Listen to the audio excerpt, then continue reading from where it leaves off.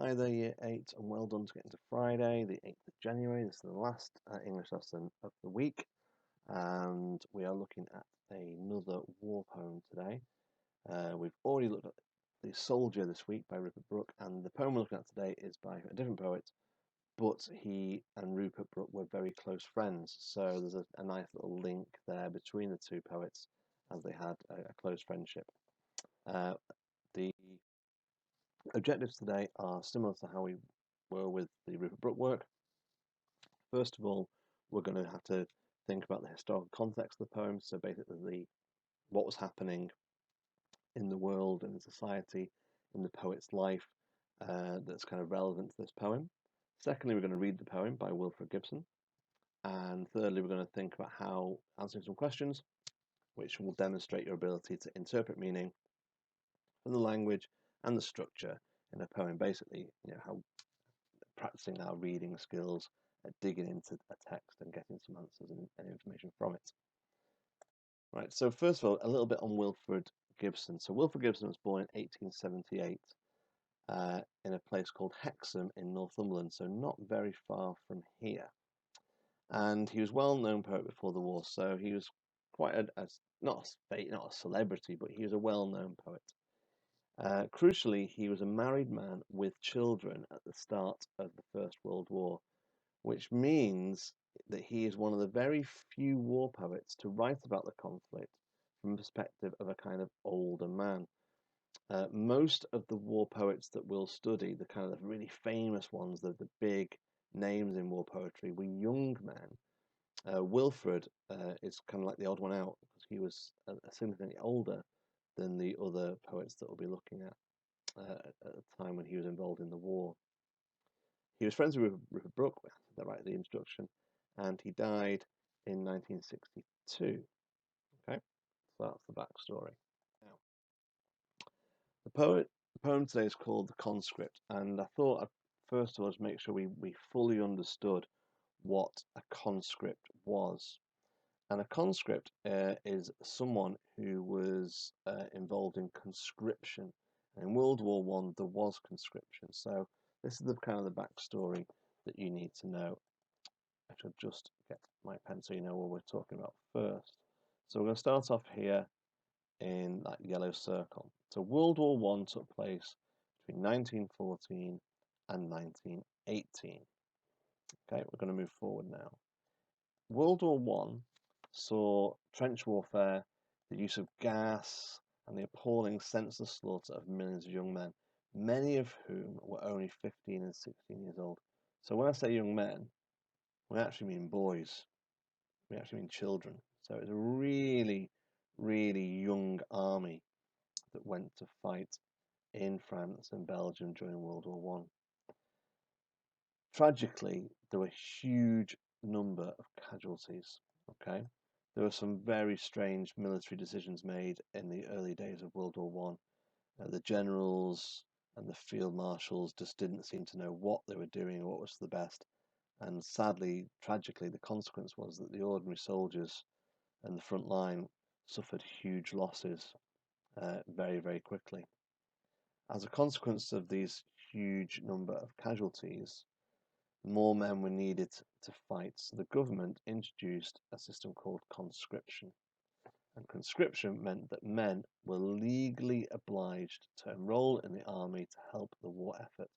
That basically meant if you were a man and if you were English or Scottish or Welsh or Northern Irish, you had to join the army or the navy and take part in the war. The Military Service Act of 1916 specified that single men, it's important to notice it's single men, and remember what we already know about Wilfred and his marital status, single men aged 18 to 41 years old were the ones that were kind of forced into conscript. They had to join up for military service. The only ones that could avoid it were if they were widowed, which meant they had married, but the wife had died, and they had children. So basically, they were dads that had to look after the kids, or ministers of religion. So if they were a vicar or a priest, that meant they were exempt as well. But Everybody else who was single, that's the key word there, single, aged 18 to 41, had to join up. And by the end of the war, the need for soldiers was so desperate, the age had been raised to 51. Okay, if you think about modern day soldiers and them working and doing missions around the world, you don't often imagine 51-year-old men in that kind of situation nowadays. Now, those young men, or middle-aged men, or even kind of getting on to older age men that had to join the army, before they could join up, they had to go through a medical examination. Okay, and that was just to check that they were fit and healthy. But generally, if they were breathing, they were fit enough to get into the army, because we were so desperate at the time to get soldiers into the front line to fight. So even though if they were kind of not very strong, or they had some kind of fairly minor illness or ailment or physical condition, they were passed, and they were forced then to go and join the army. If a man refused to be conscripted, and quite a few didn't like the idea of being forced to join the army. It's not everyone's ideal decision, and especially if it's not their decision to make, they're being forced into by law. If a man refused to join the army, he was breaking the law, and there were serious consequences. So, about 1,500 men actually refused to join conscription, which is a small number considering the actual number of men that were available. Those ones that refused were still put into the army, okay? And they were given a kind of non-combat role. So they weren't trained in using guns or grenades or kind of any kind of military strategy or maneuvering. They were given the job of being stretcher carriers. Their job was to go out in pairs into the battle zone and find injured soldiers and bring them back so they get medical treatment. It was devastatingly dangerous, and many of those 1,500 men who refused and were forced to become stretcher carriers, sadly, were killed in action. Some of those men still refused, even though they'd been forced to go into the army and become stretcher carriers. Some of them still refused to follow orders, and at that point, if they continued to refuse to follow orders, they were put in prison. And of those soldiers who were put in prison, 69 of them died while they were in prison, which again is a really sad loss of life. So that, ladies and gentlemen, is the historical context for this idea of conscription. The idea that soldiers were so desperately needed in World War One that the British government made it the law that every man had to join the army. Right, let's look at the poem now. Now you know the backstory and the situation, let's read the poem. The Conscript. Indifferent, flippant, earnest, but all bored. The doctors sit in the glare of electric light, watching the endless stream of naked white bodies of men for whom their hasty award means life or death, maybe, or the living death of mangled limbs, blind eyes, or a darkened brain. And the chairman, as his monocle falls again, pronounces each doom with easy, indifferent breath. Then, suddenly, I shudder as I see a young man stand before them wearily, cadaverous, as one already dead. But still they stare, untroubled, as he stands, with arms outstretched and drooping, thorn-crowned head, the nail marks glowing in his feet and hands. Okay, so there is the poem. It's I think it's quite a tricky poem. It's got quite a serious message. It's got a very serious situation. It's the conscription medical examination. That's what we're looking at here. And we've got a group of doctors who are judging whether these conscripts, these young men, all middle-aged men who are lined up in front of them, each one, they're going one by one and saying whether they're going to join the army or whether they're not going to join the army. And it's embarrassing and kind of dehumanizing for these conscripts, because they're forced to stand there naked while these doctors basically judge their physical appearance and whether they're fit to join the army. So quite a hard-hitting image in this one for us to think about. So the first question I want us to look at is explain really how the poet has presented the doctors. So we know there's a chairman. It says here, the chairman, as his monocle falls again, pronounces each doom with easy indifferent breath. So the chairman is one of the doctors who has the final say, the decision maker. But I think the use of this word indifferent here has been used earlier in the poem. It's used as the very first word. So if I think what the poet is doing here, what Alfred's doing here, is he's making us see this attitude of indifferent. And what this word means is kind of just not really caring.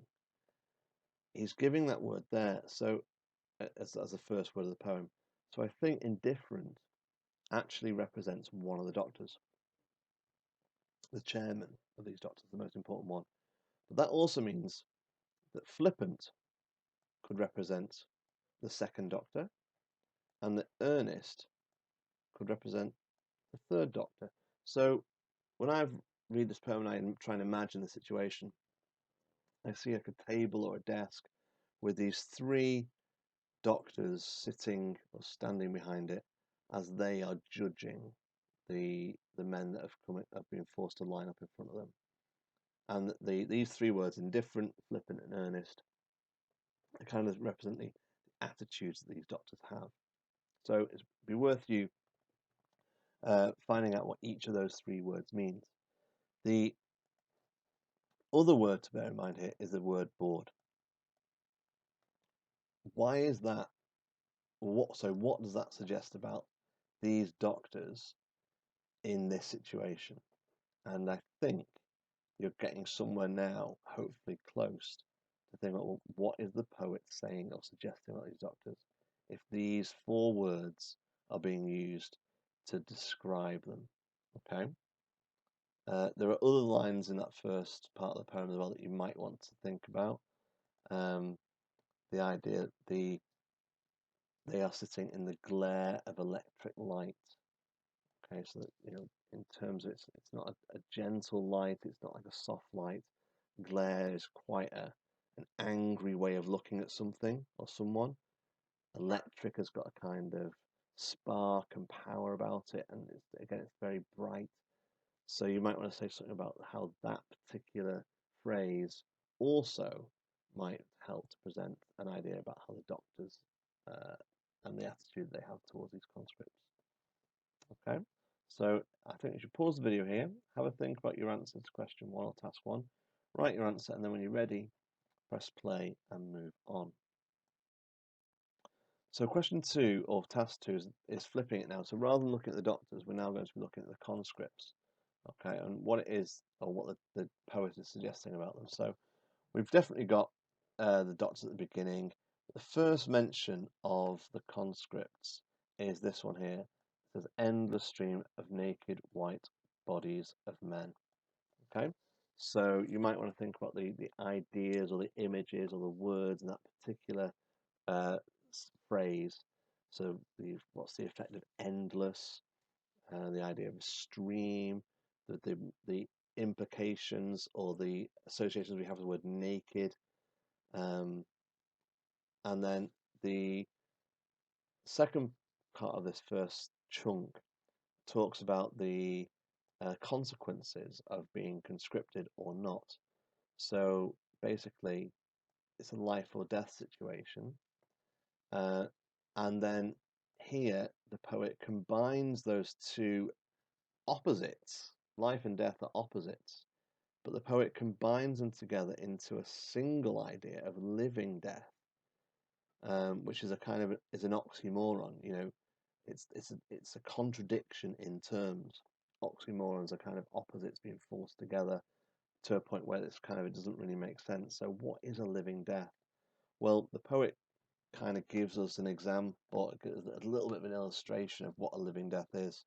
So a living death includes mangled limbs.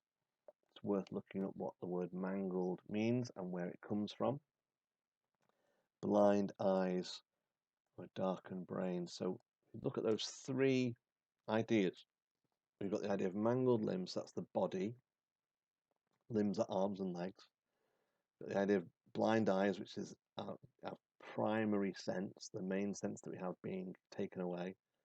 A darkened brain, well, you probably worked that out, but if I said if you had a very bright brain, that would suggest a certain set of skills or abilities. A bright brain would be very positive. A darkened brain, the opposite of bright, well then you can see how a darkened brain would have the opposite kind of ideas around intelligence and thought. So there is, I think, the kind of the information you need to be able to tackle task 2 about the presentation of the conscripts. I think it's worth pausing the video, having a think about it, writing your answer, zooming in on some of the phrases or the words as you explain what you think about that particular focus on the conscripts. Pause it here now, and when you're ready, press play and move on. Next, task number 3. So what is the purpose of presenting the doctors and the conscripts in this way? So why is the poet doing it? Why is Wilfred deciding to give us this particular attitude and presentation of the doctors and of the conscripts? I think you need to possibly work this one out a little bit for yourself. What do you think about the doctors? What do you think about the conscripts? And then you think, well, hang on, this was written at a time when this was actually happening. What is the poet trying to say about this situation, say about these doctors, and say about the conscripts that are in this scene? Okay. I think if you pause it here now, you can write your answer to number 3, and then when you're ready, move on to the next one.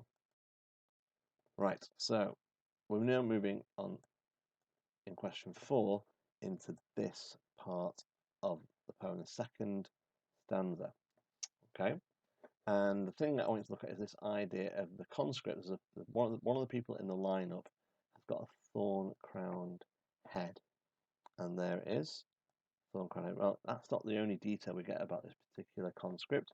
We also know that he has his arms outstretched.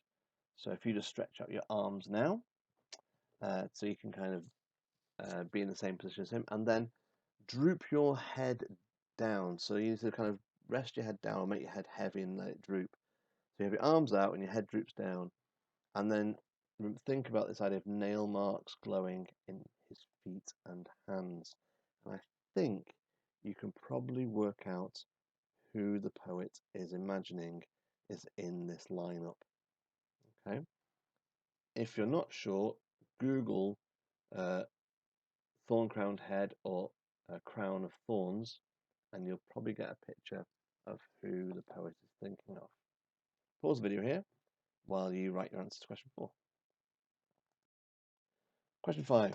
So you've answered question 4, you know who that particular conscript is. Now I want you to think about, well, why? Why put that person in this poem? What is the poet trying to do with the meaning or the effect of having that particular person in this cue? Okay. What is the poet suggesting about conscription and about the war and about the idea of forcing men to join up and fight? Think about why this particular person and what that person represents, and why that's quite shocking to have him in this lineup. Okay, pause the video here, and when you're ready, you can move on to question 6. So, Question 6, last one today. Yesterday we thought a bit about structure. So I want you to think today about structure without me giving you too much help. So do you know something about the form and structure of the poem? So with that hat on now, just look at the poem and think, well, what type of poem are we looking at here? You know, how many lines has it got? Is it arranged in a certain way on the page? And then maybe you spot something, and then maybe you spot something else, and you think, it's one of those types of poems. So here's the question: what type of poem is the conscript, and what is surprising about that particular form, that type of poem, being used in this poem? So try and spot the form, what type of poem it is, and then think about what's that type of poem normally linked with, and does this poem match that? And if it does, then why? Why is that appropriate? Why is that suitable? And if it doesn't, then why do you think that the poet has done this? Why has the poet kind of forced this form onto a poem that seems to be completely against and alien to that particular preconceived idea about that form of poetry? Okay, so if you're not sure, I'll give you a clue. It's got 14 lines in it. Right, pause this video here, have a think, write your answer down, take a photograph, or if you're doing it on Google Docs, do it on Google Docs, and then upload it onto Classroom so I can see your work. Have a lovely weekend, Year 8. Make sure you do something nice, look after yourselves and your families, and I shall see you again next week. Take care, guys.